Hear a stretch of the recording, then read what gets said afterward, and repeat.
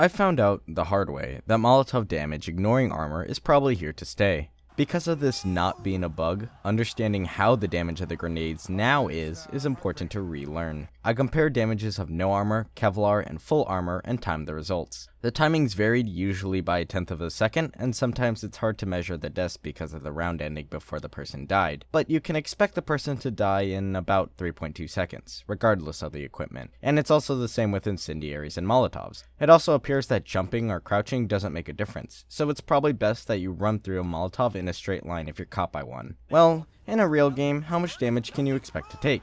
It varies by the angle you throw the Molotov at and how narrow the corridor is because it spreads differently. I generally found the least damage I could do to myself by running through a Molotov was 32, and the most was a whopping 64. This is a lot more than what used to take place, where previously no armor could only affect you up to 40 damage, and they're even stronger now since the damage applies to you having armor. This raises the question, are Molotovs balanced? It appears that they have a lot stronger effect in games, and will probably be used more as time goes on, but are they too strong?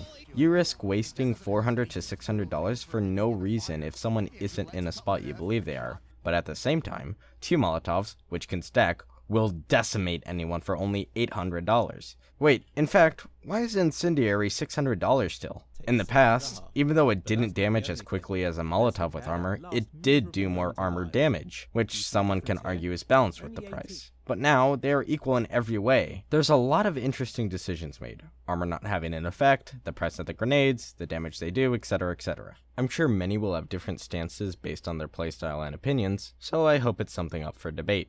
So feel free to talk about it. It's obvious that you are correct.